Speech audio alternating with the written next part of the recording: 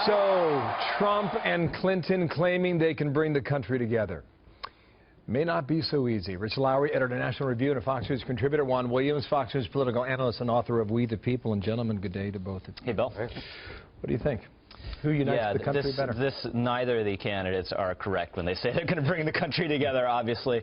If Hillary wins, she may well win with less than 50. Republicans will probably hold the House. We're going to see gridlock going forward. Plus, Bill, she's just not a very good or appealing politician, and this is the most challenging political job on the planet. If Trump wins, you are going to see a total meltdown on the left and the single most hostile media environment that any incoming president has ever encountered. So, no, these divisions are not going. Well, I'm encouraged. Hang on here. I'm going to turn out the light and go back to bed. All right, Juan. Well, I mean, obviously, this has been a very divisive election campaign process, and there's just no getting away from it. I look at the numbers, and I see it's so divided in terms of race in the society. It's almost completely white voters, especially whites who don't have college education, voting for Trump. It looks like, I think it's 75, maybe 85-15 in terms of non-whites and whites for Clinton. So you see this great divide in the society in a way that I don't think we've seen before, especially along the educational lines, people with education versus people with not, urban versus rural. Why do you think that is, Juan? Because I remember a day in Des Moines, Iowa, when it was the night of the caucus and Huckabee had won for the Republicans in 2008 and Barack Obama had won for the Democrats in 2008. Right. And you came on television. And I do believe you were moved to tears. I was. Perhaps appropriately so that night, because you said on national TV, I can't believe what I'm seeing. An African American has won in a mostly white state. That was profound. So 8 years later, did we move the ball anywhere? Well, I don't think we've moved the ball towards unification, if you mean in terms of race relations.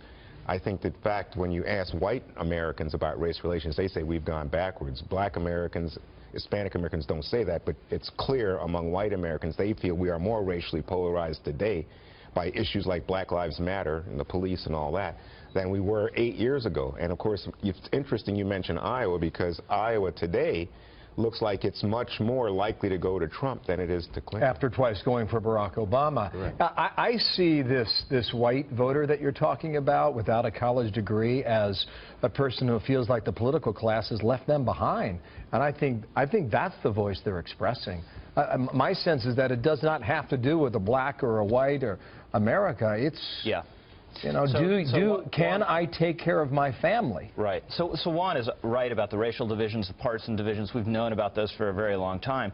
Now what this race has really brought to the fore is divisions on the basis of class and education. Right. And Trump has pointed out how there is a class of white working class voters who feel left behind and alienated from the mainstream of this country. You look at the numbers for life expectancy. Whites without a high school degree, their life expectancy is actually declining. That is unheard of in an advanced economy. And Donald Trump, I don't think he has a solution to that, but he's pointed the finger to the problem, and it's something that can't be ignored going forward. You know, what's interesting to me is that, again, Rich and I are agreeing on the basic facts, but I have a different take in the sense that I think that Trump has not just pointed to the reality.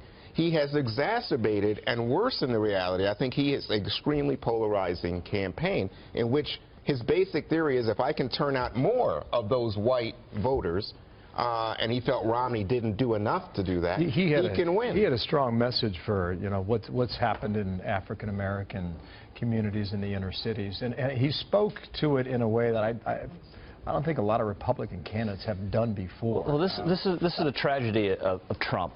But working class politics, in theory, should have more appeal across the board. Because we talk about working class whites, but there are tons of working class blacks, tons of working class Latinos. And because Trump was so divisive along racial lines, it limited his appeal to those voters. And we may see a Latino surge that could cost him key states.